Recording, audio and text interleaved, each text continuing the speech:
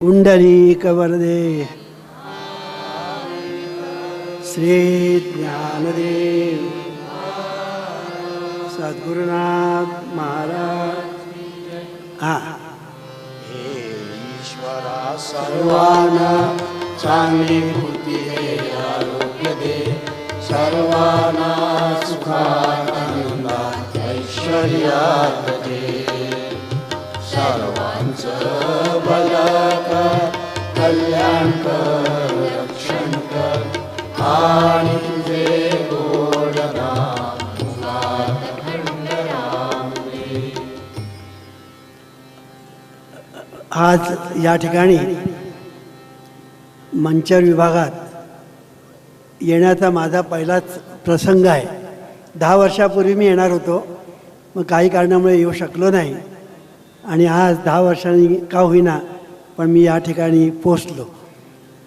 या ठिकाणची एकंदर व्यवस्था आमच्या माननीय श्री वळसे पाटील, त्याचप्रमाणे आमचे देवेंद्र शहा ह्या सर्वांनी आणि त्यांचे सगळे सहकारी याने आमची व्यवस्था इतकी चांगली ठेवलेली आहे की आम्हाला तक्रार करायला जागाच ठेवली नाही.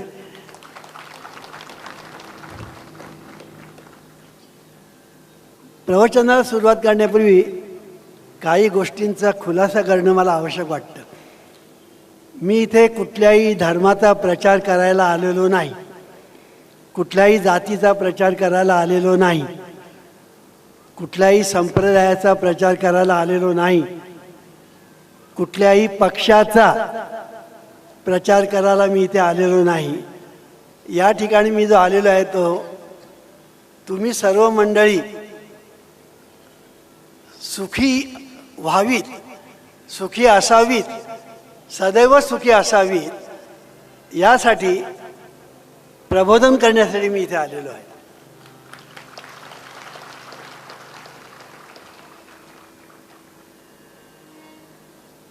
ही जीवनविद्या म्हणजे काय हे बऱ्याच लोकांना अजून उमगलेलं नाही.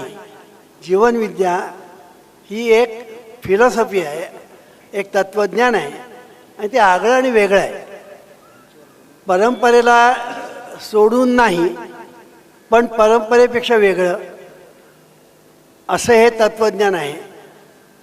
आणि म्हणून हे तत्त्वज्ञान समजावून घेताना तुम्हाला थोडं कष्ट पडतील, कारण आम्ही जे सिद्धांत मांडलेले आहेत ते एक एक सिद्धांत मी जर तुम्हाला सांगू लागलो तर तुम्हाला ते कदाचित पटणारही नाही, कदाचित. पण थोडा विचार केला की तुम्हाला ते सगळे सिद्धांत पटतील, कारण ते अनुभव सिद्ध असे ते सिद्धांत आहेत. तुमच्या आमच्या सर्वांना त्याचे अनुभव आलेले असतात. सांगायचा मुद्दा असा की हे तत्त्वज्ञान ऐकताना तुम्ही कोऱ्या पाटीने ऐका, कोऱ्या पाटीने. म्हणजे तुम्ही आतापर्यंत जे काही ऐकलेलं असेल ते सगळं थोडा वेळ बाजूला ठेवायचं आणि ऐकायचं. ऐकताना फक्त ऐकणं एवढं काम करायचं, विचार दुसरे करायचे नाही. का तुम्ही दुसरे विचार केलं की ऐकणं बंद होतं आणि विचार सुरू होतात वेगळे. आणि म्हणून स्थिर चित्ताने प्रवचन ऐकावं. त्याचप्रमाणे ही जी आमची फिलॉसॉफी आहे ती फिलॉसॉफी म्हणजे excellent combination of psychology, parapsychology and metaphysics. ह्या तिन्हीचं कॉम्बिनेशन, सायकॉलॉजी, परामानसशास्त्र आणि अध्यात्मशास्त्र, ह्या तिन्हीचा सुरेख संगम या जीवनविद्या फिलॉसॉफीमध्ये आहे. आणि म्हणून ही जीवनविद्या फिलॉसॉफी संपूर्ण सेक्युलर आहे, पूर्णपणे प्रॅक्टिकल आहे आणि पूर्णपणे ती शाश्वत आहे. ती शाश्वत आहे याचं कारण it is based on laws of nature. ती सर्वांना उपयुक्त आहे, जगातील प्रत्येक माणसाला उपयुक्त आहे, म्हणून ती प्रॅक्टिकल आहे. आणि ही जीवनविद्या फिलॉसॉफी जी आहे ती तुम्ही ज्या वेळेला त्याचा विचार करा तर तुम्हाला कळेल की आता धर्माशी काहीही संबंध नाही. It is above religion. आणि म्हणून जीवनविद्या ही सर्वांना आवडते. मग तो कुठल्याही धर्माचा असो, तो कुठल्याही जातीचा असो, तो कुठल्याही वंशाचा असो आणि कुठल्याही पंथाचा असो, त्याला ते आवडतं. आमच्या जीवनविद्या मिशनमध्ये मुसलमान आहे, ख्रिश्चन आहे, ज्यू आहे, सगळ्या प्रकारचे लोक, बौद्ध आहे, सगळे प्रकारचे लोक आमच्या जीवनविद्या मिशनमध्ये आहे. आणि आम्ही कोणालाही त्याची जात विचारत नाही. आमच्याकडे आलेला कोणाही माणसाला आम्ही कधीही तुझी जात काय आम्ही कधीही विचारत नाही. आम्ही प्रत्येकाकडे तो माणूस आहे म्हणून पाहतो. ईश्वरा सर्वांना चांगली बुद्धी दे, आरोग्य दे, सर्वांना सुखात आनंदात ऐश्वर्यात दे. सर्वांचं भलं कर, कल्याण कर, रक्षण कर आणि तुझे गोड नाम मुखात अखंड राहू दे. आज आपण जो या ठिकाणी विषय घेतलेला आहे तो म्हणजे संत कोळीचा राजा हा विषय घेतलेला आहे. आता संत कोळीचा राजा म्हणजे आणखीन दुसरा तिसरा कोणी नाही, आपले ज्ञानेश्वर महाराज हे संत कोळीचे राजे आहेत. आणि त्यांचाच तो अभंग आहे. कळलं की नाही? अभंगही तो त्यांचाच आहे. ज्ञानेश्वर महाराजांचं तुम्ही जर ज्ञानेश्वरी वाचली तर तुम्हाला असं दिसून येईल की त्यांच्या प्रत्येक अध्यायामध्ये त्यांनी सद्गुरूचं तोंड भरून स्तुती केलेली आहे, वर्णन केलेलं आहे. तोंड भरून इतकं त्यांनी वर्णन केलं आहे सद्गुरूचं की सद्गुरूचं इतकं त्यांनी वर्णन केलेलं आहे की त्यांच्या समोरच सद्गुरू बसलेले त्यांना सांगावं लागलं, बाबा ज्ञानोबा आता पुरे, आता तुझी ज्ञानेश्वरी सुरू कर, असं त्यांना सांगण्याची वेळ प्रत्येक वेळेला यायची. हे मी का सांगतो आहे, ज्ञानेश्वर महाराज सद्गुरूचं महत्त्व सांगतात. गुरुचं महत्त्व म्हणजे सद्गुरू. ज्ञानेश्वर महाराजांना गुरु म्हणजे सद्गुरू अभिप्रेत आहे, हे पहिलं लक्षात ठेवायचं. मज हृदयी सद्गुरू जेणे तारिलो हा संसार पुरू, म्हणून विशेषे अत्यादरू विवेकावरी. म्हणून जाणते न गुरु भजिजे, तेणे कृतकार्य होईजे, जैसे मूळ सिंचने सहजे, शाखा पल्लव संतोषती. म्हणजे ज्ञानेश्वर महाराजांनी पहिला प्रथम सद्गुरू म्हटलं आणि नंतर गुरु भजिजे म्हटलं. त्यांना गुरु म्हणजे सद्गुरू हे अभिप्रेत आहे, पहिलं लक्षात ठेवायचं. आता गुरु आणि सद्गुरू याच्यात फरक काय? गुरु सर्वसाधारणपणे निरनिराळ्या क्षेत्रामध्ये जे मार्गदर्शन करतात ते गुरु. म्हणून संगीतामध्ये सुद्धा ते सांगतात अमुक माझे गुरु, तमुक माझे गुरु, असे ते संगीतामधले लोक सांगतात. तसं प्रत्येक शाळेमध्ये आपल्याला शिक्षक असतो तो गुरु असतो, कॉलेजमध्ये प्राध्यापक असतो तो गुरु असतो. प्रत्येक ठिकाणी आपल्याला जो मार्ग दाखवतो ना तो आपला त्या त्या वेळेला गुरु असतो. रस्त्यावरून जाताना सुद्धा एखादा अचूक मार्ग दाखवतो, तर काही मंडळ असे असतात की ते चुकीचे मार्ग दाखवतात. तर अचूक जो मार्ग दाखवितो तो खरा गुरु असतो.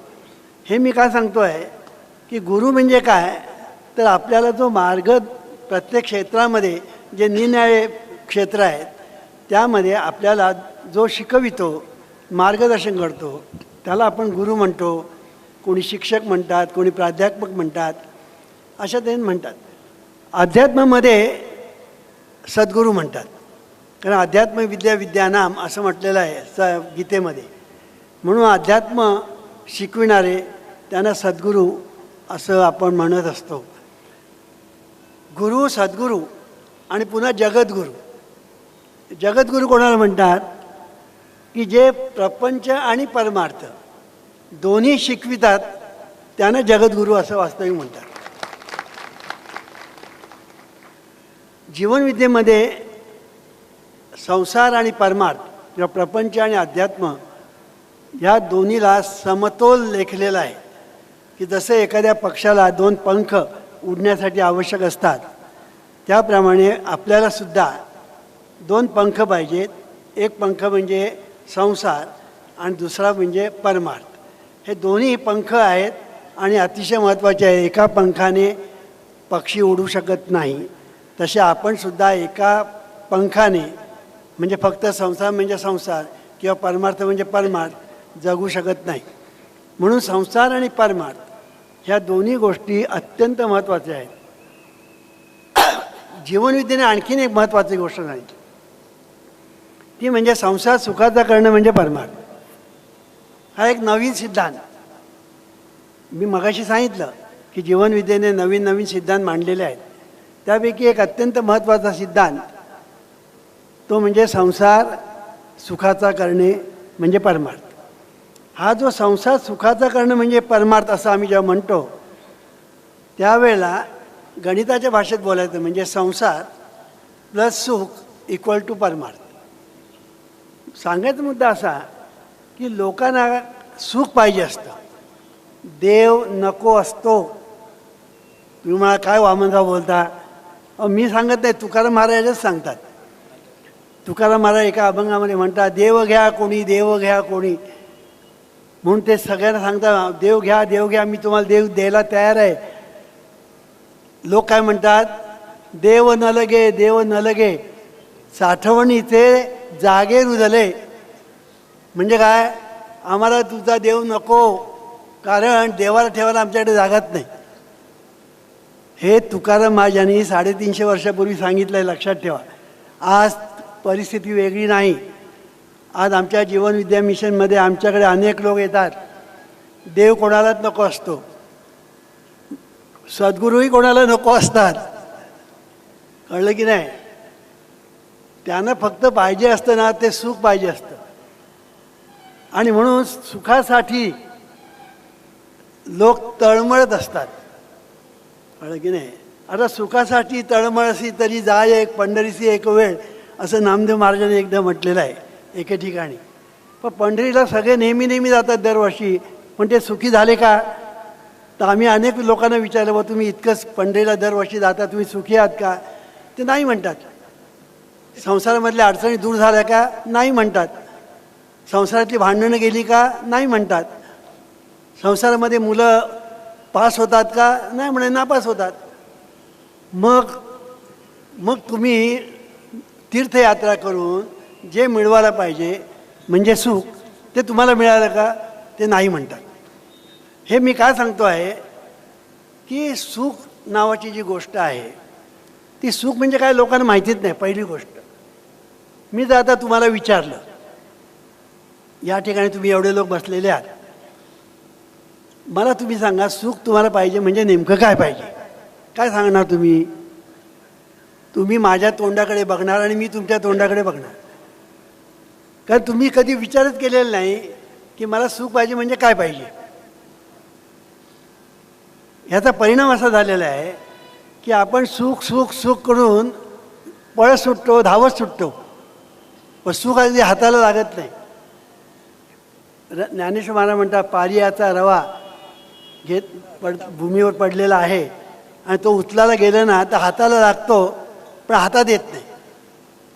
कोणी प्रयत्न करून बघावा, पाराचा रवा खाली पडलेला आहे, हाताला लागतो पण हातात येत नाही. तसं सुख आहे. सुखाच्या बाबतीमध्ये ते हातालाही लागत नाही आणि हातातही येत नाही. हा फरक आहे थोडा. ते हातालाही लागत नाही आणि हातातही येत नाही. कारण सुख नावाची गोष्ट काय हेच आपल्याला ठाऊक नसते. म्हणून संसार सुखाचा करणं म्हणजे परमार्थ, हा जो मी सिद्धांत मांडला त्याचं कारण हे आहे की सुख ज्याला आपण म्हणतो ते सुख तुम्हाला जे पाहिजे असतं ते, आणि खरं जे सुख असतं ना त्याच्यामध्ये जमीन आणि आसमान अंतर असतं. देवाच्या बाबतीत तेच. मी तुम्हाला ते विचारलं, तुम्हाला देव पाहिजे म्हणजे काय पाहिजे, तुम्ही काय सांगणार मला? तुम्ही काही सांगू शकणार नाही. देव पाहिजे म्हणजे तुम्हाला नेमकं काय पाहिजे? व ती देवळामध्ये जी मूर्ती आहे ती तुम्हाला पाहिजे का? नाही. बरं, हृदयामधला जो देव आहे तो पाहिजे का? तर तो दिसत पण नाही आणि हाताला पण लागत नाही, समजत पण नाही. मग तुम्हाला पाहिजे काय? देव पाहिजे म्हणजे काय पाहिजे असा जर प्रश्न विचारला, कोणाला काही सांगता येत नाही. मला एक ग्रस्त, चांगले 65 वर्षाचे एक ग्रस्त मला भेटले. मला वाटतं वामनराव तुम्ही मला साक्षात्कार करून द्याल का? म्हटलं अवश्य.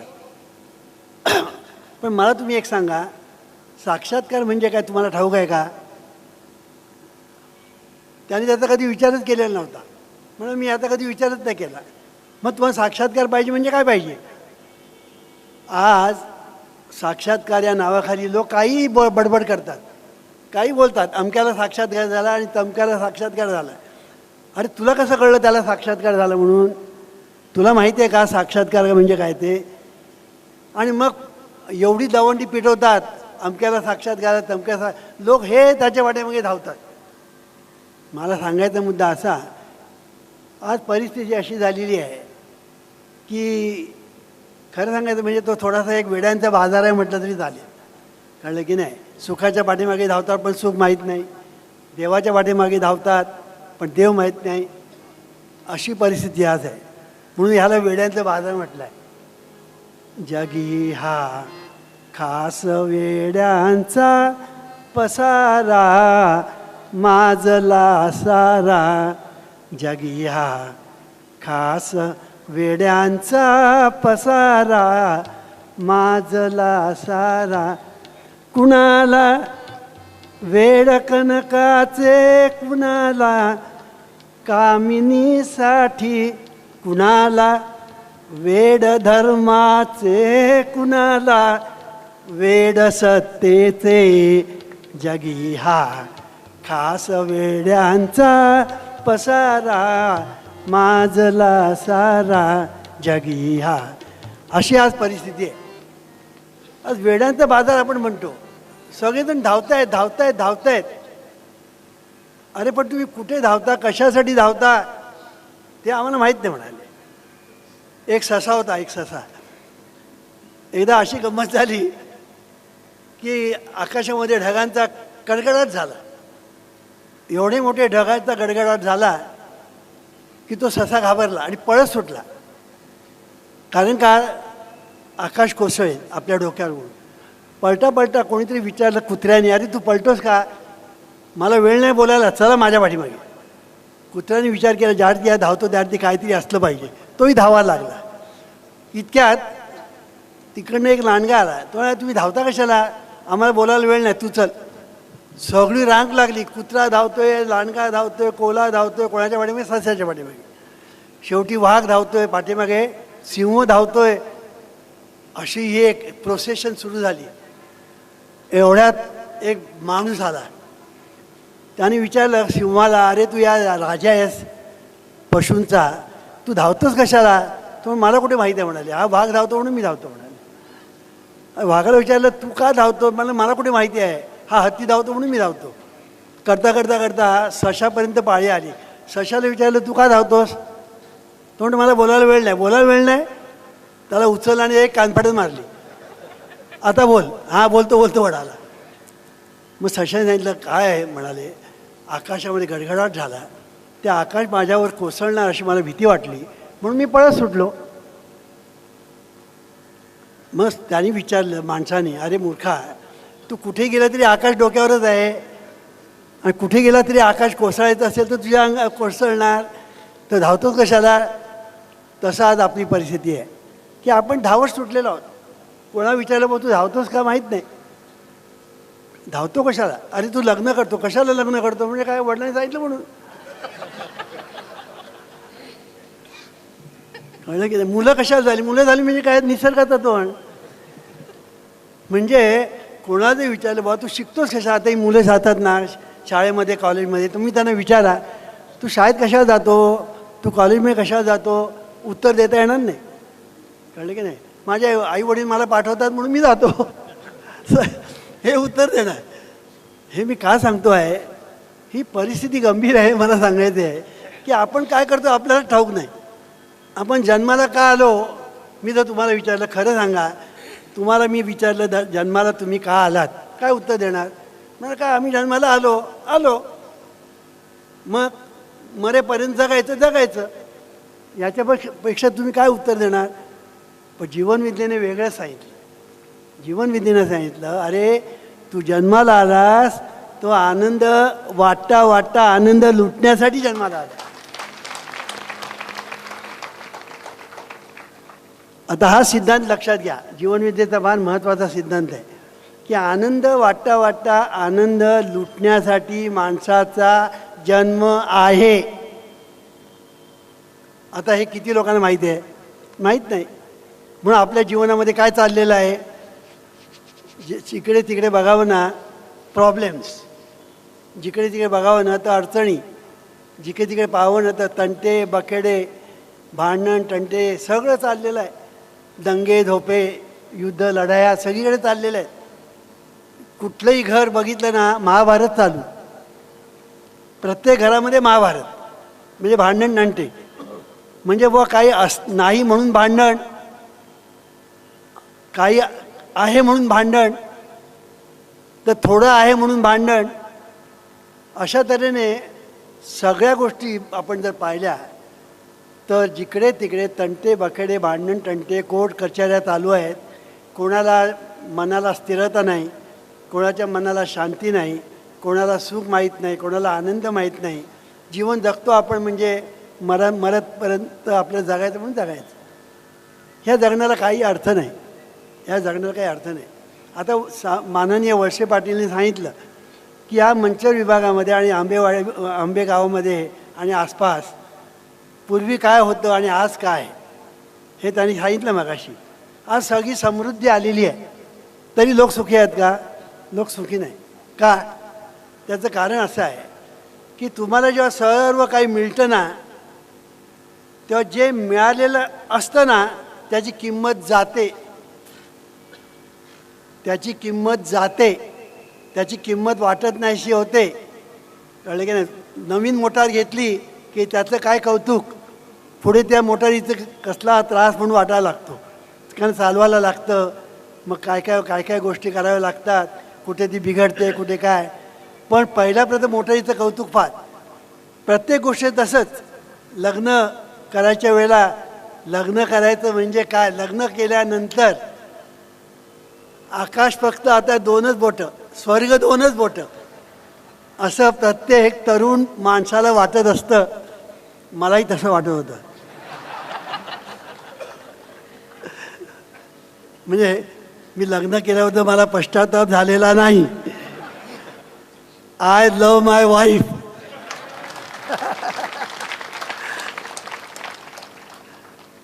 तर सांगायचा मुद्दा असा, पण लग्न केल्यानंतर आपण सुखी होऊ हे खोटं आहे, हे मला सांगायचं आहे. मला काय सांगायचं आहे, लग्न केलंच पाहिजे. आमच्याकडे जर ब्रह्मचारी कोण असेल ना तर आम्ही लग्न करायला सांगतो, खरं सांगतो. कोणी ब्रह्मचारी पाहिलं ना हे लग्न कर म्हणून सांगतो. मग सांगायचा मुद्दा काय, लग्न करणं पाहिजेच. लग्न केल्यानंतर आपण सुखी होऊ भ्रम आहे. कळलं की नाही? पैसा पाहिजे, पण पैसा मिळाल्यानंतर आपण सुखी होऊ हा भ्रम आहे. सत्ता पाहिजे, पण सत्ता मिळाल्यानंतर आपण सुखी होऊ भ्रम आहे. आपण डबल ग्रॅज्युएट झाल्यानंतर सुखी होऊ भ्रम आहे. हे सगळे भ्रम आहेत. ह्याचा अर्थ हे नको असं नाही, हे पाहिजे, ह्या सगळ्या गोष्टी पाहिजे. पण या गोष्टी मिळाल्यानंतर मी सुखी होईन असं जर वाटत असेल तर तो भ्रम आहे, हे मला सांगायचं आहे. आणि म्हणून जीवनविद्या सांगते, तुम्हाला सगळं पाहिजे. पैसा पाहिजे, तुम्हाला प्रतिष्ठा पाहिजे, तुम्हाला सुख पाहिजे, समाधान पाहिजे, समृद्धी पाहिजे. मी तर नेहमी या लोकांना सांगतो की तुम्ही श्रीमंत व्हा, म्हणून मी नेहमी सांगतो. या सगळ्या लोकांना मी नेहमी सांगतो, दारिद्र्य हा शाप आहे. दारिद्र्य हा शाप आहे, म्हणून दारिद्र्याची उपासना करू नका. तुम्ही म्हणा आम्ही कुठे उपासना करतो, आपण उपासना करतो. अहो, वैराग्याची उपासना म्हणजे दारिद्र्याची उपासना. वैराग्य वैराग्य वैराग्य आपण म्हणतो म्हणजे काय, एखादा संन्यासी आला ना की आपण त्याच्यापाणी रावत सुटतो. अरे पण त्या संन्यासाची काय आहे ओळख, काय काय नाही. संन्यासी आहे ना, सर्व धर्म परित्याग करून तो आलेला आहे, तो मोठा आहे असं आपल्याला वाटतं. अरे पण तो सर्व धर्म नव्हे, सर्व संघ परित्याग करी तो आलेला आहे. पण तो सर्व संघ परित्याग त्यांनी का केला? तो संसारातून पळून आलेला आहे. तो त्याला बायको मुलं वगैरे झेपे ना, नोकरी धंदा झेपे ना. मग आता काय करायचं, त्याला संन्यासी. असे संन्यासी बरेच झालेले असतात. कळलं की नाही? म्हणून मी नेहमी सांगतो गृहस्थ आश्रम श्रेष्ठ कुठल्याही आश्रमापेक्षा. सांगायचा मुद्दा असा की ह्या सगळ्या गोष्टी जीवनाला आवश्यक आहेत, त्या आवश्यक पाहिजेत. दारिद्र्याचा मी नेहमी सांगत असतो की दारिद्र्य ज्या शाप आहे, दारिद्र्यासारखा शाप दुसरा नाही. म्हणून मी या सगळ्यांना सांगतो की तुम्ही आता उद्योगपती व्हा, उद्योजक व्हा, काहीतरी उद्योग करा. नोकरी नोकरी नोकरी करत बसू नका. का? अहो नोकऱ्या किती आणि माणसं किती. एका पोस्टसाठी किती ॲप्लिकेशन्स येतात, लाखांनी पोस्ट एक आणि लाखांनी ॲप्लिकेशन. काय नोकऱ्या मिळणार कशा लोकांना. म्हणून आज अशी परिस्थिती आहे की मी सगळ्यांना सांगतो नोकरीच्या पाठीमागे धावू नका. तुम्ही प्रत्येकाने उद्योग करण्याचा प्रयत्न करा. का असतं उद्योग का आपण ते म्हणतो आमच्याकडे भांडवल कुठे आहे. अरे बुद्धी हेच भांडवल आहे. बुद्धी जर असेल ना, आमची सासूबाई नेहमी सांगायची बुद्धी असेल तर भांडवल नको. मग तिच्या तोंडात ते वाक्य असायचं, कळलं काय. बुद्धी असेल तर भांडवल नको असं म्हणायची. तर बुद्धी असेल ना तर भांडवलाची खरोखर गरज नाही. कारण भांडवल पाहिजे भांडवल पाहिजे म्हणजे काय. भांडवल पाहिजे कधी येईल तुम्हाला. तुम्ही जर बुद्धीचा वापर केला तर भांडवल येईल, पण बुद्धीचा वापर केला पाहिजे. म्हणून आता लोक हळूहळू आमच्यातले आता उद्योजक व्हायला लागलेले आहेत. काही उद्योगपती झाले. तुम्हाला आश्चर्य वाटेल, एक कानडी मनुष्य, कळलं की नाही, सांगलीला त्याची आमची भेट झाली. त्यांनी माझा अनुग्रह घेतला आणि त्याने आपलं चरित्र सांगितलं की दारू गुटखा खाऊन मी अगदी रसातळाला गेलो होतो, बायकोला मारहाण करत होतो, आत्महत्या करावी अशी मला इच्छा झाली होती. पण बायको जीवनविद्या मिशनमध्ये होती आणि ती सतत हरिपाठ म्हणायची, सतत नामस्मरण करायची, प्रार्थना म्हणायची, त्या प्रार्थनेचं मशीन लावायची. हळूहळू माझी पुस्तकं जी होती त्याने प्रथम फाडून पण टाकली रागाच्या भरात. एक दिवस त्याला पुस्तक वाचायची इच्छा झाली. एक पुस्तक पडलेलं होतं, वाचलं त्याने. त्याला जरा काहीतरी अर्थ वाटला. मग हळूहळू हळूहळू तो प्रार्थना म्हणायला लागला. हळूहळू तो जीवनविद्या मिशनमध्ये येऊ लागला आणि त्याला आमचं जे मार्गदर्शन मिळालं त्या मार्गदर्शनाने आज तो उद्योगपती झालेला आहे. तो इथे आलेला पण असेल, भावी कट्टी आलेला पण असेल, कानडी मनुष्य आहे. तर सांगायचा मुद्दा अशा अनेक आहेत, अशा अनेक आहेत. मला सांगायचा मुद्दा असा, हा जो भावी कट्टी आहे त्याने पूर्वी जीवनविद्या मिशनला कट्टी केली होती म्हणून दारिद्र्य भोगत होता. पण जीवनविद्या मिशनची भक्ती करायला सुरुवात केल्यानंतर तो श्रीमंत झाला. हे मी काय सांगतो आहे की दारिद्र्याची उपासना करू नका. दारिद्र्या मनामध्ये विचार पण आणू नका. कळलं की नाही. आज पुष्कळसे म्हणतात ना, आमच्या हातात काय आहे, आम्ही असेच राहणार, आम्ही दरिद्रीच. कळलं की नाही. आमचं नशीबच फुटकं, देव आमच्यावर कोपलेला आहे. त्याच्या पलीकडे लोक जातात. कोणीतरी आमच्यावर करणी केलेली आहे, कोण म्हणतं आमच्यावर मूठ मारलेली आहे, कोण म्हणतं नवस फेडला नाही, कोण म्हणतं मुंजा मानेवर बसला. काय सांगतील हे बुवा बाबा भगत, काय सांगतील ते देव ब्रह्मदेवालाही कळणार नाही. काही सांगतात, कळलं की नाही. काही तर भगत सांगतात ही करणी उलटण्यासाठी उलट्या पिसाची कोंबडी आण म्हणतात. याचा मेंदू उलटा म्हणून याला उलट्या पिसाची कोंबडी आठवते. काही सांगतात हो. आणि लोक इतके मूर्ख आहेत तेही ऐकतात. आता आमच्याकडे ही मंडळी सगळी आहे ना, सगळे बुवा बाबा भगत फकीर करून आलेले आहेत.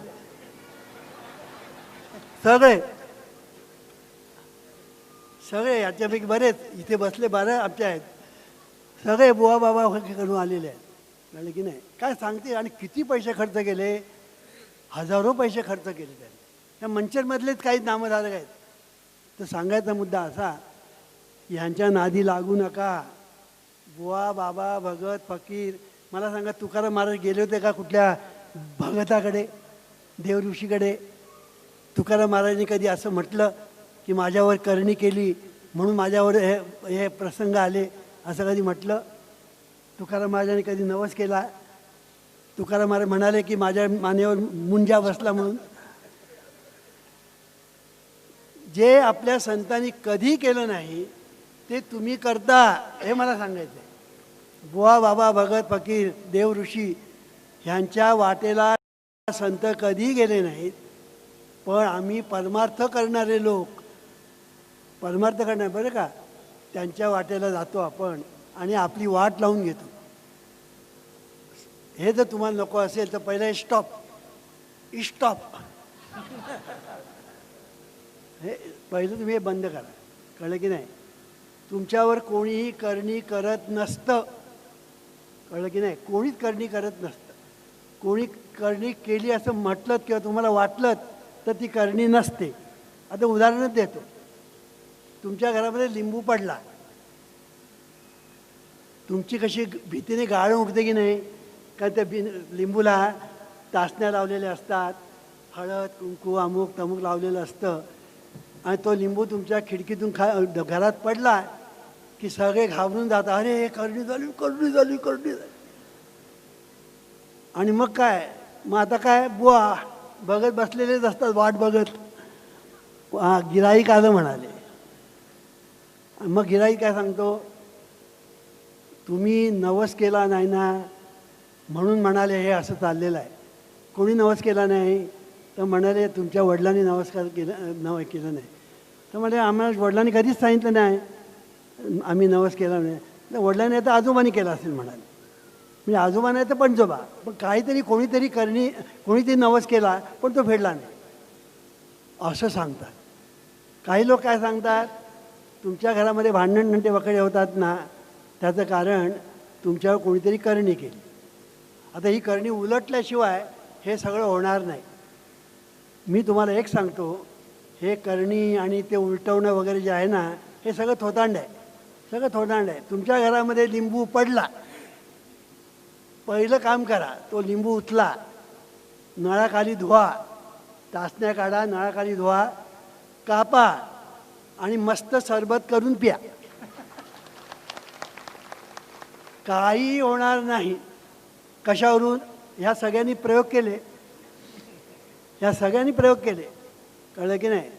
मला सांगायचं म्हणजे मुद्दा आहे, काही नसतं, सगळ्या अंधश्रद्धा असतात. कळलं की नाही? तुमच्या जीवनामध्ये ज्या अनेक समस्या निर्माण झाल्या आणि होत आहेत आणि होतील, त्याचं एकच कारण म्हणजे अंधश्रद्धा.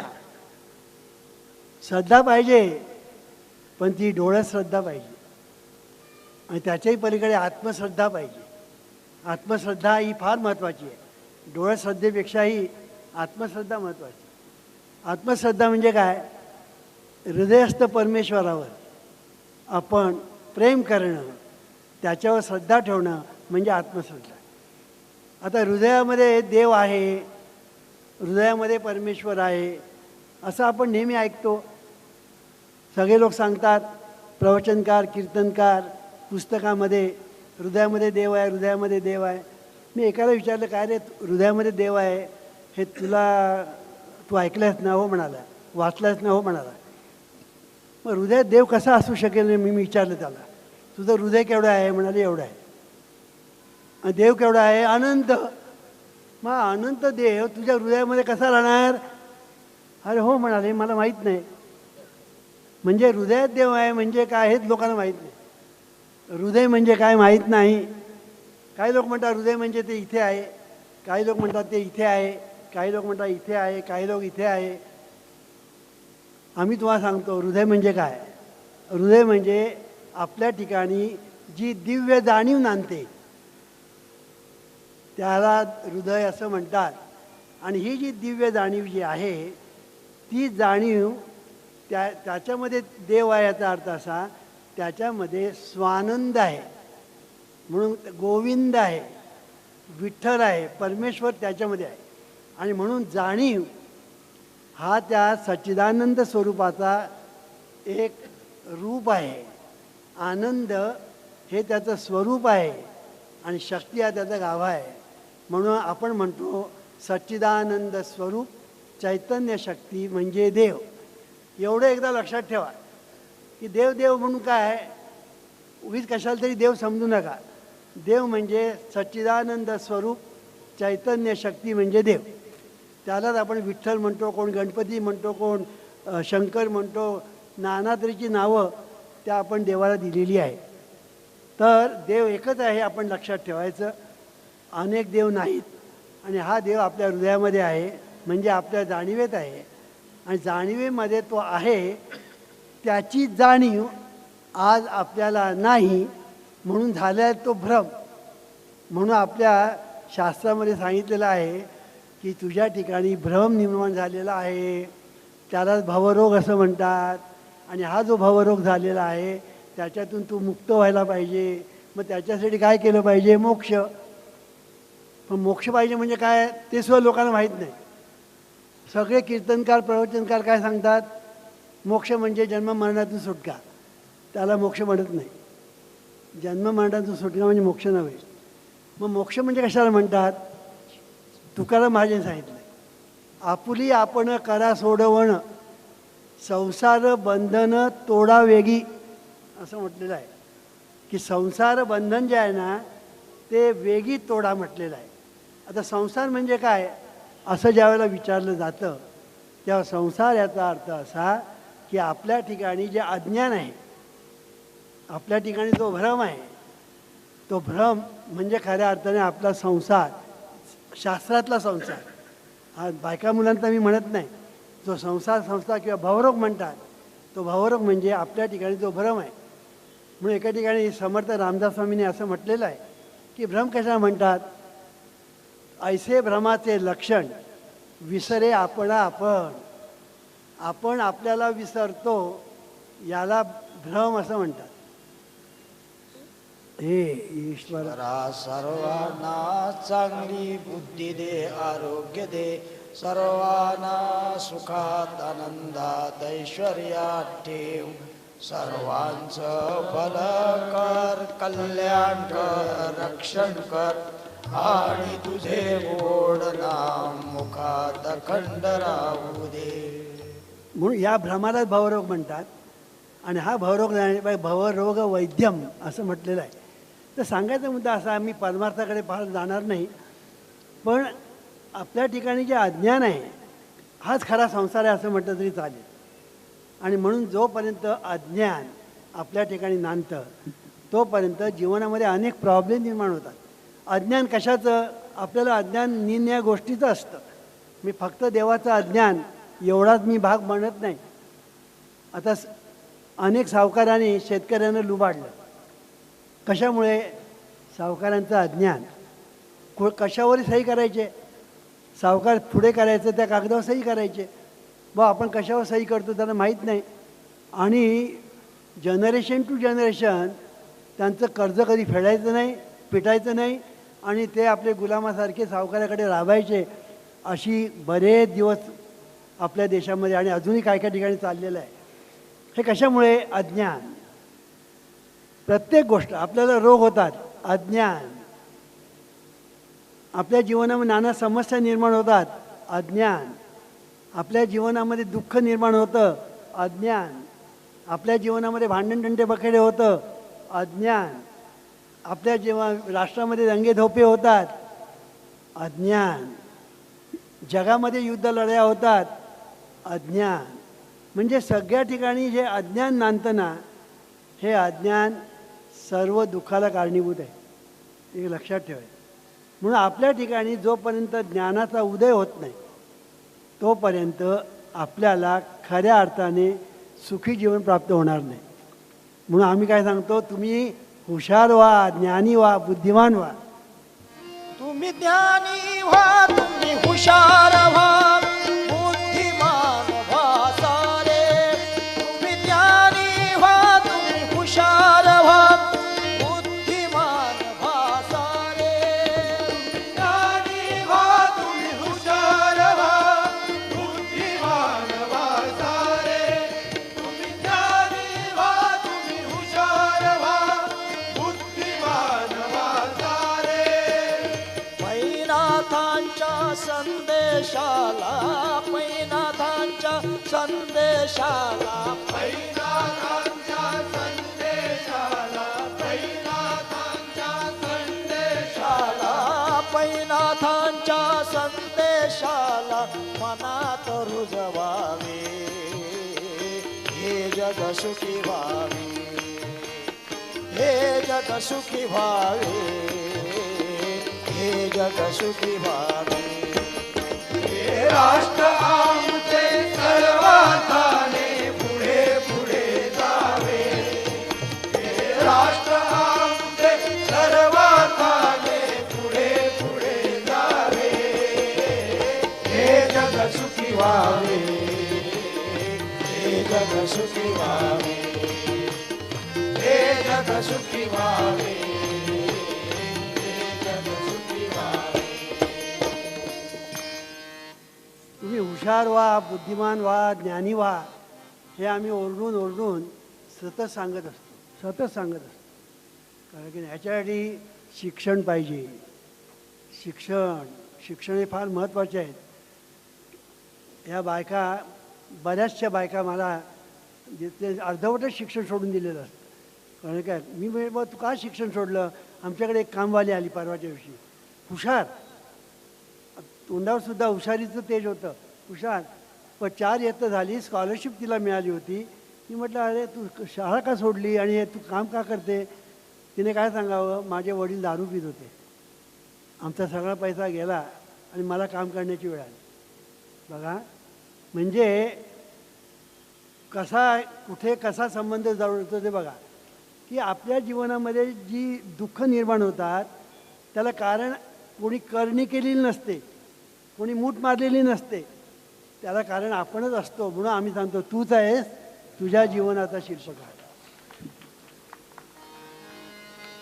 तूच तुझ्या रे जीवनाचा तूच तुझ्या रे जीवनाचा आहेस शिल्पकार. मानवा तोर तुझा अधिकार मानवा तोर तुझा अधिकार मानवा तोर तुझा अधिकार.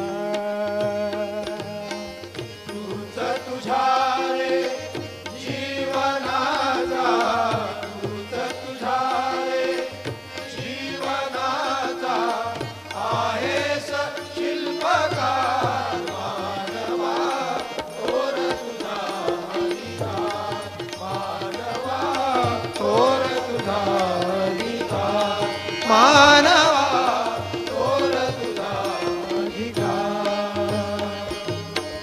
जसे विचार तसेच जीवन नशीब घडवी विचारातून. जसे विचार तसेच जीवन नशीब घडवी विचारातून.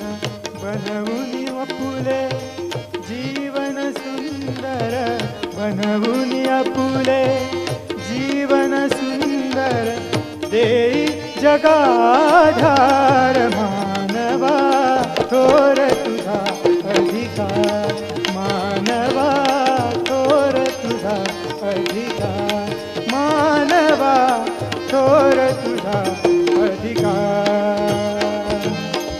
तूच तुझ्या रे जीवनाचा तूच तुझ्या रे जीवनाचा आहेस शिल्पकार. मानवा तोर तुझा अधिकार मानवा तोर तुझा अधिकार मानवा तोर तुझा अधिकार. आपणच आपल्या जीवनाचे शिल्पकार आहोत हे प्रत्येकाने लक्षात ठेवलं पाहिजे.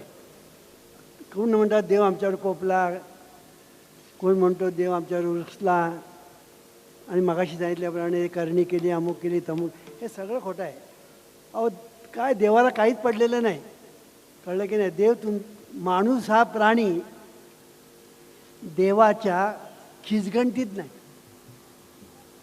लक्षात ठेवा, माणूस हा प्राणी देवाच्या खिचगणतीत नाही.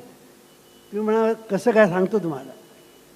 तुमच्या पायाखाली मुंग्या येतात, किती ढेकून मरतात, किती कीटक मरतात, तुम्हाला त्याचा काही पत्ता तरी असतो का?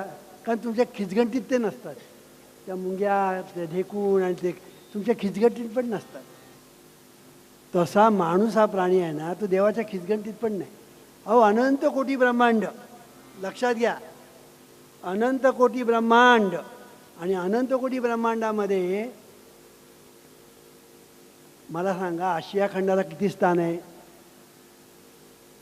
हिंदुस्थानला किती स्थान आहे? आंबेगावला किती स्थान आहे? आंबेगावमध्ये जे तुम्ही आहात त्याला किती स्थान आहे? आणि तुम्ही उपास केलात का निर्जळ उपास केलात का 4 वेळा जेवलात, त्याला काय पडलं आहे?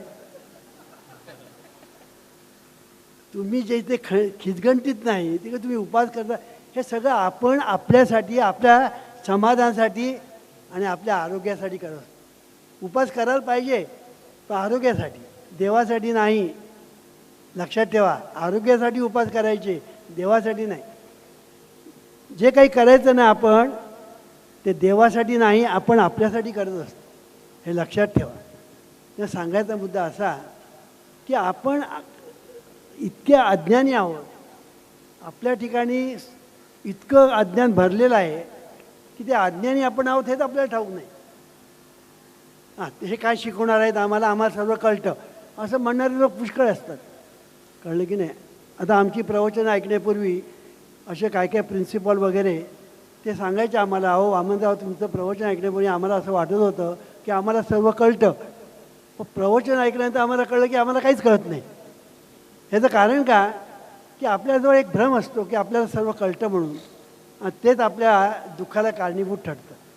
म्हणून एक लक्षात ठेवा की आपल्या जीवनामध्ये दुःख भरलेलं आहे, त्याला कारण देव नाही, त्याला कारण कोणी नवस फेडला नाही वगैरे ह्या भानगडीने. नवस करा आणि फेडू नका, काही होत नाही, काही होत नाही.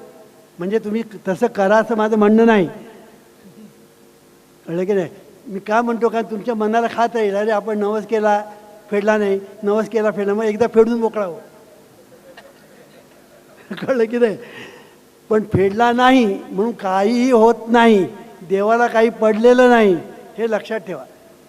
मग देवाला काय पाहिजे? तुमच्याकडून देवाला काहीच नको आहे. तुमच्याकडून देवाला काहीही नको आहे. कळलं की नाही? मग देवाला पाहिजे पाहिजे असं आपण म्हणतो, ते काय पाहिजे? अहो, देव म्हणजे काय? शेवटी आपणच देव ना. बघा, ज्ञानेश्वर महाराजांनी किती वेळा सांगितलं आपल्याला, पण आपलं लक्षच जात नाही. जे जे भेटे भूत ते ते जाणीजे भगवंत. सांगितलं ना की भूत म्हटलं आहे म्हणजे, भूत म्हणजे जे काही झालेलं आहे ते सर्व भगवंत आहे. हे समजतही श्री वासुदेव. ऐसा प्रतिती रसाचा होतला भाव, तो भक्ता माझी राहो, आणि ज्ञानी आहे तोची. समजतंही, त्याच्यामध्ये काही वगळलेलं नाही, लक्षात ठेवा. आणि म्हणून सर्व जे आहे ना, हे तुमच्या डोळ्याला जे दिसतंय ना, हे सगळं देवाचं प्रगटीकरण आहे. देव प्रगट झाला तेव्हा हे विश्व झालं.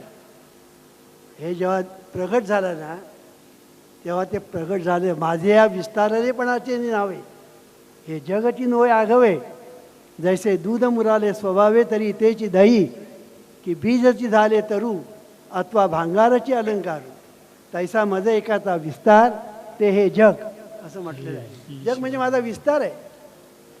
जग म्हणजे माझा विस्तार आहे. अहो, मग तुम्हाला एक गंमत सांगतो की जग हा जसा देवाचा विस्तार आहे ना, तसा संसार हा आपला विस्तार आहे. तुम्ही म्हणा कसा हो, तुम्ही म्हणा कसा हो, आपला विस्तार कसा? सांगतो. तुम्ही प्रथम एक होता ना, मग नंतर 2 झाला, म्हणजे लग्न केलं, नंतर मुलगा झाला, 3 झाले, नंतर मुलगी झाली, 4 झाले, नंतर जावई आणला, सून आणली, नातवंड झाली, पतवंड झाली, विस्तार.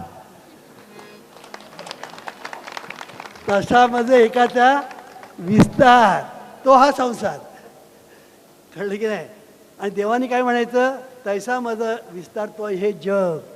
म्हणून विश्व नव्हे, तुकाराम महाराज सांगतात, विश्व नव्हे विश्वंभर, जग नव्हे जगदीश, जन नव्हे जनार्दन. हे तुकाराम महाराजांनी केव्हाच सांगून ठेवलं आहे, पण आमचं लक्षच केलं जात नाही, आमचं लक्षच जात नाही. म्हणून संसार सुखाचा करणे म्हणजे परमार्थ, हा सिद्धांत आपल्या लक्षात ठेवा. आणि जर संसार सुखाचा करायचा असेल तर काय करायचं, कसं करायचं, किती करायचं, संसारामध्ये आपण किती गुंतायचं, गुंतणं म्हणजे काय, न गुंतणं म्हणजे काय, हा सगळा विषय ह्याच्यामध्ये येतो. केवढा प्रचंड विषय आहे हा. जीवनविद्येचा विषय सांगायला काय 3 दिवस पुरणार आहेत, 30 दिवस पण पुरणार नाहीत, किंवा 30 महिने पण पुरणार नाहीत, इतका प्रचंड विषय आहे. हे मी काय सांगतो आहे की संसार सुखाचा करणे म्हणजे परमार्थ असं आम्ही जेव्हा म्हणतो तेव्हा संसार प्लस सुख इक्वल टू परमार्थ, कळलं की. म्हणून परमार्थ म्हणजे आपण वेगळा कराय, हे जीवनविद्येला मान्यच नाही. जीवनविद्या सांगते संसार असा करा की परमार्थ आपोआप निर्माण झालं पाहिजे, आपोआप. तुम्ही मला कसं काय सांगतो तुम्हाला. कैरी असते, कैरी, ती कैरीचा प्रवास कसा, कैरीपासून आंब्यापर्यंत. म्हणजे कैरी हळूहळू हळूहळू पिकत आंबा होतो. कैरी असते तेव्हा ती हिरवी असते, कैरी असते तेव्हा ती आंबट असते, कैरी असते तेव्हा तिचा जो एकंदर स्वाद वगैरे तो वेगळा असतो. आंबा झाल्यानंतर रूप पाहता लोचनी सुख झाले हो साजणी, असं आपण आंब्याकडे पाहिल्यानंतर म्हणतो की नाही, आंबा किती गोड, आंब्याचं रूप किती सुंदर, आंब्याचा वास कसा सुगंध. मग कैरी आणि आंबा, आता आंबा काय कैरीने इम्पोर्ट केला काय, नाही, मग कैरीचाच आंबा झाला. कैरी पिकली की आंबा, कळी उमलली की कमळ, तसा संसार फुलला की तो परमार्थ. संसाराच्या सुखी कळीतून सहज फुले परमार्थ खरा. संसाराच्या सुखी कळीतून सहज फुले परमार्थ खरा. संसाराच्या सुखी कळीतून सहज फुले परमार्थ करा. संसाराच्या सुखी कळीतून सहज फुले परमार्थ करा. जीवन विद्या गुह्य सांगते, या विद्येचा घोष करा. जीवन विद्या गुह्य सांगते, या विद्येचा घोष करा. जीवनाच्या सुखी कळीतून सहज फुले परमार्थ करा. संसाराच्या सुखी कळीतून सहज फुले परमार्थ करा. जीवन विद्या गुह्य सांगते, या विद्येचा घोष करा. जीवन विद्या गुह्य सांगते, या विद्येचा घोष करा. संसाराच्या सुखी कळीतून सहज फुले परमार्थ करा. जीवन विद्या गुह्य सांगते, या विद्येचा घोष करा. तुम्ही म्हणाले तुम्ही वामनराव तुम्ही स्वतःच सांगता, नाही, तुकाराम महाराजांनी सांगितलं. पिकलिया शिंदे कडूपण गेले, तैसे आम्हा केले पांडुरंगे. आठव नाटव गेले भावा भाव, झाला स्वयंएव पांडुरंग. काम क्रोध लोभ निमाले ठाईची, सर्व आनंदाची सृष्टी झाली. तुका म्हणे भाग्य या नावे म्हणजे संसारी जन्मी दे ह्याची लागी. हाला विठ्ठल.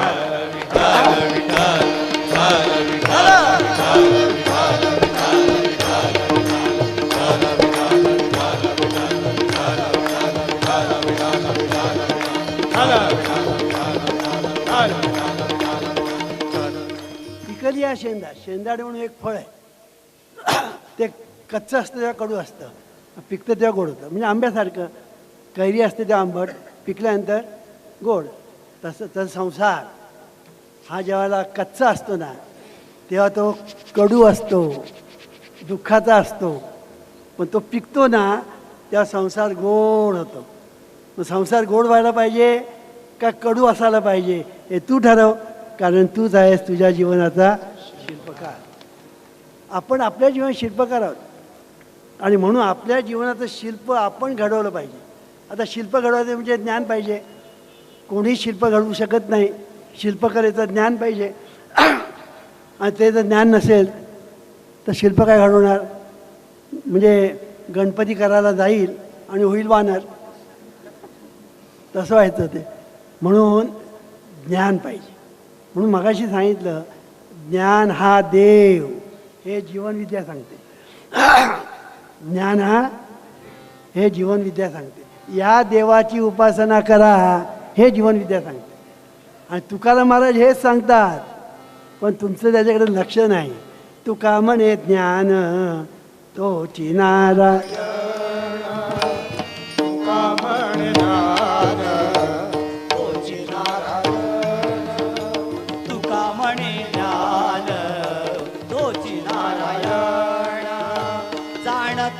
ध्यान गुरु पुत्र जाणती सध्यान गुरु पुत्र तुका म्हणे ध्यान तोची नारायण. तुका म्हणे ध्यान तोची नारायण. तुका म्हणे ध्यान तोची नारायण. तुकाराम महाराज सांगतात, पण आपण आपलं लक्षच नसतं तिकडे. तुकाराम महाराज म्हणतात ज्ञान हाच देव, ज्ञान हाच नारायण. म्हणून नारायणाची उपासना करणं म्हणजे या ज्ञानाची उपासना करणं. चाले शरीर कोणाची आहे सत्ते, कोण बोलविते हरिविण, देखवी ऐकवी एक नारायण, इथे म्हटलेलं आहे. म्हणून नारायण, नारायण म्हणजे ज्ञान. ज्ञान म्हणजे जाणीव. जी जाणीव म्हणजे दिव्य जाणीव, ती तुमच्या ठिकाणी, आमच्या ठिकाणी, सर्वांच्या ठिकाणी नांदते. म्हणून या दिव्य जाणीवेची, या दिव्य ज्ञानाची उपासना करणं म्हणजे भक्ती, हे आपण लक्षात ठेवा. म्हणून प्रत्येक ठिकाणी तुकाराम महाराज काय सांगतात, ज्ञानेश्वर महाराज काय सांगतात, इथे आपलं स्मरण असलं पाहिजे, इथे आपलं लक्ष असलं पाहिजे. कर्मकांड करणं म्हणजे परमार्थ असं आज झालेलं आहे. कर्म प्रत्येक धर्मामध्ये हे झालेलं आहे.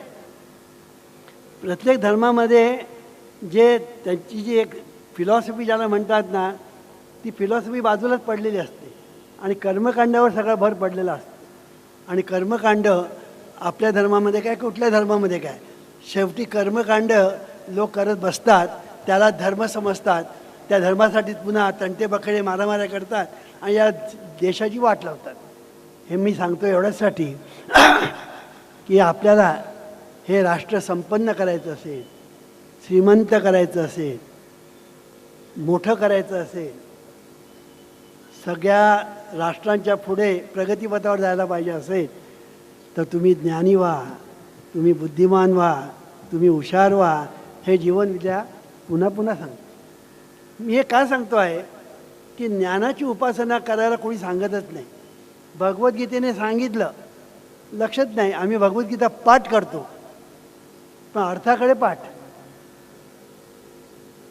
भगवद्गीता पाठ करणारे लोक किती आहेत? अर्थाकडे पाठ. भगवद्गीता सांगितलं आहे, नाही ज्ञानेन सदृशम पवित्रम य विद्यते. किती वर्षापूर्वी सांगितलं? 4000 वर्षापूर्वी सांगितलं की ज्ञानासारखं पवित्र श्रेष्ठ या जगात दुसरं नाही. म्हणून ज्ञानाची उपासना करा म्हणून सांगितलं. पण आपण ज्ञानाची उपासना न करता आपण काहीतरी उपासनेच्या नावाखाली काहीतरी करत असतो. तुम्ही ज्ञानाची उपासना करायला सुरुवात करा आणि संसार सुखाचा होतो की नाही बघा. बघा आमच्या जीवनविद्या मिशनमध्ये कोणीही कर्मकांड करत नाही, कोणी कर्मकांड करत नाही, कळलं की नाही. पण त्यांना आम्ही काय दिलं आहे, उदी भस्म दिलं नाही, अंगारे धुपारे दिले नाही, नंतर त्यांना आम्ही कसले नवस करायला सांगितले नाही, कोणाला अभिषेक करायला सांगितले नाही, कोणाला पाद्यपूजा करायला सांगितली नाही, काही या गोष्टी सांगितलेल्या नाही. त्यांना आम्ही फक्त ज्ञान दिलं जीवनविद्येचं आणि जीवन सुखी झालं, जीवन सुखी झालं. म्हणून ज्ञान हे महत्त्वाचं आहे, हे आपण सतत लक्षात ठेवलं पाहिजे. आणि या ज्ञानाची उपासना करणं म्हणजे देवाची उपासना करणं. एवढं जरी आपण लक्षात ठेवलं तरी आज आपण अज्ञानी आहोत, प्रत्येक गोष्टीत आपण अज्ञानी आहोत. म्हणून आपण निन्या घाणेड्या, ज्याला आपण जुगार म्हणतो, दारू म्हणतो, गुटखा म्हणतो, नको त्या गोष्टीचे आपल्या ठिकाणी ज्या चाललेल्या त्या अनिष्ट विचार, अनिष्ट भावना, अनिष्ट कल्पना, अनिष्ट धारणा, ह्या सगळ्या गोष्टी आपल्याकडे इतक्या परिप्लुप्त झालेल्या आहेत, भरपूर झालेल्या आहेत की त्याच्यातून अनिष्ट निर्माण झाल्याशिवाय दुसरं निर्माण होणारच काय, दुसरं काही निर्माण होणारच नाही. आणि म्हणून हे सगळं अरिष्ट माणसाच्या जीवनात, कुटुंबाच्या जीवनात, समाजाच्या जीवनात आणि राष्ट्राच्या जीवनात निर्माण झालेलं आहे. त्याचं एकमेव कारण म्हणजे अनिष्ट विचार करण्याची पद्धत, अनिष्ट बोलण्याची पद्धत, अनिष्ट करण्याची पद्धत. सगळ्या गोष्टी आपण अनिष्ट करत असतो. त्याला नेगेटिव्ह असं म्हणतात. नेगेटिव्ह ही जी नेगेटिव्ह, सगळं आपण नेगेटिव्ह करत असतो, प्रत्येक गोष्ट आपण नेगेटिव्ह करत असतो. आणि हे जे नेगेटिव्ह विचार, नेगेटिव्ह उच्चार, नेगेटिव्ह इच्छा, हे सगळे जे नेगेटिव्ह करतो ते आपल्या जीवनामध्ये सगळं नेगेटिव्ह घडतं. ईश्वरा सर्वांना चांगली बुद्धी दे, आरोग्य दे, सर्वांना सुखात आनंदात ऐश्वर्यात दे, सर्वांचं भलं कर, कल्याण कर, रक्षण कर, आणि तुझे गोड नाम मुखात कंठ राहू दे. म्हणून पहिलीच गोष्ट म्हणजे तुम्ही अनिष्ट विचार करण्याची पद्धत बदला. हे पहिली गोष्ट, कळलं की नाही. पहिली गोष्ट अशी की अनिष्ट जे तुम्ही विचार करताना ती पहिली पद्धत बदला. कारण आपण सगळं जे अनिष्ट निर्माण करतो आपल्या जीवनात त्याचं एकमेव कारण आपले अनिष्ट विचार. विचार बदला, नशीब बदलेल. मनस्थिती बदला, परिस्थिती बदलेल. आता ह्याच्या करण्यासाठी तुम्हाला किती पैसे पडतील, हे करण्यासाठी तुम्हाला किती कष्ट होईल, हे करण्यासाठी तुम्हाला कुठे जायला पाहिजे, हे करण्यासाठी तुम्ही आणखीन काय केलं पाहिजे, काय नको.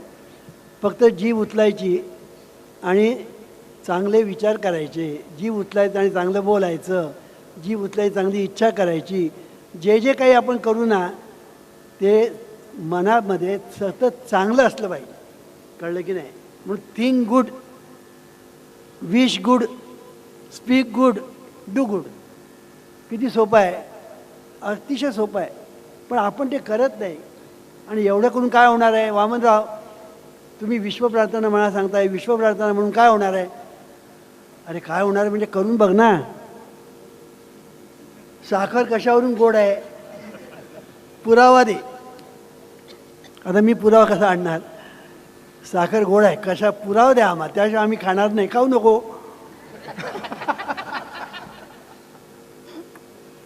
मग तो उचल आणि तोंडात टाक, झालं काम झालं. तसं प्रार्थना म्हणून काय होतं म्हणून बघ, आणि अनुभव नाही आला तर आम्हाला येऊन विचारा.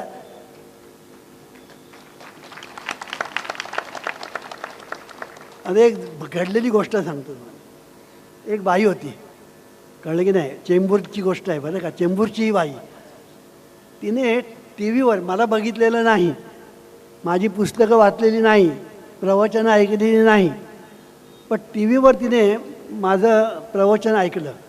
आणि त्याच्यामध्ये मी काय सांगितलं की तुम्हाला जर जीवन सुखी करायचं असेल, संसार सुखीचा करायचा असेल, तर तुम्ही फक्त ही विश्व प्रार्थना म्हणा 6 महिन्यात तुम्हाला अनुभव येईल.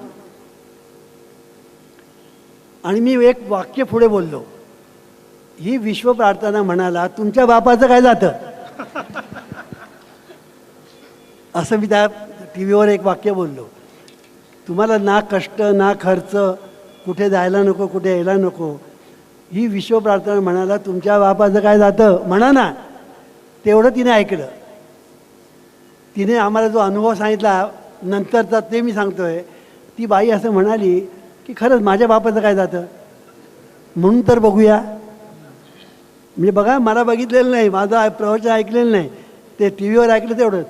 आपण म्हणून तर बघूया, म्हणजे माझीच परीक्षा बघायला लागली. आणि म्हणा ती सुरुवात केली. येता जाता उठता बसता प्रार्थना. आणि म्हणता म्हणता म्हणता म्हणता तिचा नवरा दारू पीत होता, तिला मारत होता, घरात पैसे देत नव्हता आणि घरी वेळेवर येत नव्हता. अशी परिस्थिती होती. प्रार्थना म्हणायला सुरुवात केली. 1 महिन्यात काही झालं नाही, 2ऱ्या महिन्यात काही झालं नाही, 3ऱ्या महिन्यामध्ये हा नवरा घरी यायला लागला, त्याची दारू कमी कमी व्हायला लागली. 4थ्या महिन्यामध्ये त्याची दारू इतकी कमी झाली की तो जवळजवळ त्याने दारू सोडल्यातच जमा. 5व्या ह्याच्यामध्ये तो पैसे द्यायला लागला. आणि 6व्या ह्याच्यामध्ये त्याची घरी यायचा आणि बायको मुलांना सोडण्यासाठी लांब लांब कुठे शाळेमध्ये जायची. ती परत येईपर्यंत घराचा स्वयंपाक करून ठेवायचा. अतिशयोक्ती नाही, घडलेली गोष्ट. इथे बसलेले आहेत ते त्यांना माहिती आहे, चेंबूरचे लोक इथे बसले त्यांना माहिती आहे. चेंबूरला त्या बाईने या स्टेजवर येऊन सांगितलेलं आहे. अशा किती गोष्टी आहेत. तर मगाशी त्या भावी कट्टीची गोष्ट सांगितली. किती अशा किती गोष्टी सांगू तुम्हाला की ह्या सगळ्या मी जर तुम्हाला सांगितलं ना, इथे आम्हाला रात्र पूर्णांना एवढ्या गोष्टी आहेत. करून बघा. फक्त काय म्हणायचं, हे ईश्वरा चांगली बुद्धी दे, आरोग्य दे, सर्वांना सुखात आनंदात ऐश्वर्यात दे. सर्वांचं भलं कर, कल्याण कर, रक्षण कर, आणि तुझे गोड नाम मुखात खंडराव दे. ह्याच्यामध्ये आहे काय, ह्याच्यामध्ये विचार आहेत आणि कसे सुंदर विचार आहेत. की नाही, म्हणून ही विश्व प्रार्थना आहे ना, it is a gold mine of golden thoughts असं आम्ही त्याचं वर्णन करतो. सुंदर विचारांचा एक खजिना म्हणजे विश्व प्रार्थना आहे. म्हणून ही विश्व प्रार्थना आपण जेव्हा म्हणायला लागतो ना, तेव्हा आपण हळूहळू हळूहळू त्याच्यामध्ये एक महत्त्वाचा शब्द आहे, तो म्हणजे सर्वांना. ह्याच्यामध्ये एक महत्त्वाचा शब्द आहे म्हणजे सर्वांना. त्यात कुठे मला म्हटलेलं नाही, त्यात मला कुठे म्हटलेलं नाही, तर सर्वांना. तुम्ही म्हणा वामनराव सर्वांना सुखी म्हटलं तर आम्ही सुखी कसे होणार, असे प्रश्न विचारतात ना. काही लोक तुम्हाला मला सांगितलं म्हणा वामनराव आम्ही प्रार्थना तुम्ही आम्हाला म्हणायला सांगता सर्वांना सुखात आनंदात ठेव, तर नेमका आमचा शत्रू डोळ्यासमोर येतो आणि आम्ही ह्याला सुखात ठेव आनंदात का म्हणायचं. मग आम्ही म्हणायचंच नाही म्हणाले. मी म्हटलं तुझा शत्रू सुखी झाला, तुझ्या बापाचं काय केलं, होऊ दे ना तो सुखी. तो सुखी झाला म्हणून तुझ्या बापाचं काय झालं. हां म्हणा आता करतो म्हणा, हे सांगायचा मुद्दा. काय लोक प्रश्न विचारतील सांगायचं येत नाही. म्हणून एक लक्षात ठेवा, जेव्हा तुम्ही सर्वांचा विचार करायला सुरुवात कराल तेव्हा सर्व तुमचा विचार करायला लागतील.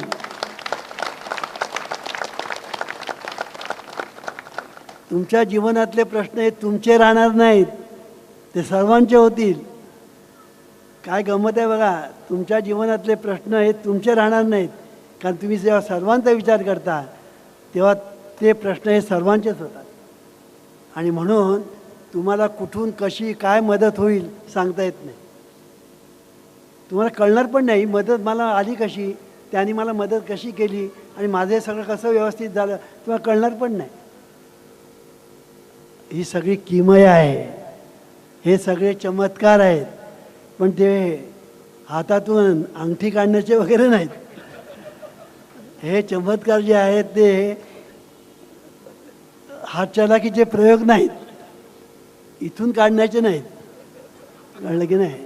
हे चमत्कार जे आहेत ते मी करत नाही, हे तुम्ही करता. म्हणून तूच आहेस तुझ्या जीवनाचा शिल्पकार. सगळं तुमच्या हातात आहे. कळलं की नाही? हे सगळं हे जे आहे ना, हे हात आहेत ना, या हातामध्ये काय म्हटलं आहे? कराग्रे वसते लक्ष्मी, मध्यमे सरस्वती, करमुले गोविंदम, प्रभाते करदर्शनम, असं म्हटलेलं आहे. की या दोन हातामध्ये काय आहे? या दोन हातामध्ये लक्ष्मी आहे, या दोन हातामध्ये सरस्वती आहे, या दोन हातामध्ये गोविंद आहे म्हणजे विष्णू आहे. म्हणजे या हातामध्ये हे तीन आहेत, लक्ष्मी, सरस्वती आणि विष्णू भगवान. आता तुम्हाला काय पाहिजे? हे दोन हात तुम्ही फक्त वापरायचे, उद्योगासाठी नव्हे.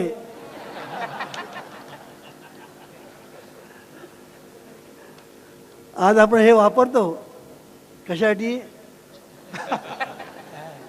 मारामारी करण्यासाठी वापरतो ना. ते हात जे आहेत ना ते उद्योगासाठी आहेत. उद्योग करा, उद्योग करा म्हणून सांगतो ना.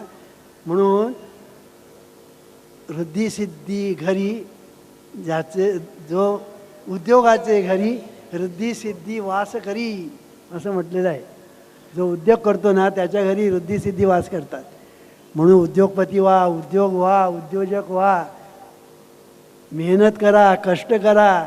नुसता देव देव करत बसू नका. देव पाहिजे आपल्याला, पण देह पण पाहिजे. नाम पाहिजे, पण दाम पण पाहिजे. कळलं की नाही? ईश्वर पाहिजे, ऐश्वर्य पण पाहिजे. दोन्ही पाहिजे आपल्याला. संसार पाहिजे, परमार्थ पण पाहिजे. हे जीवनविद्या सांगते. म्हणून ही जीवनविद्या जी आहे ही स्वीकारायची की नाकारायची तुझ्या हातात आहे. म्हणून तूच आहेस तुझ्या जीवनाचा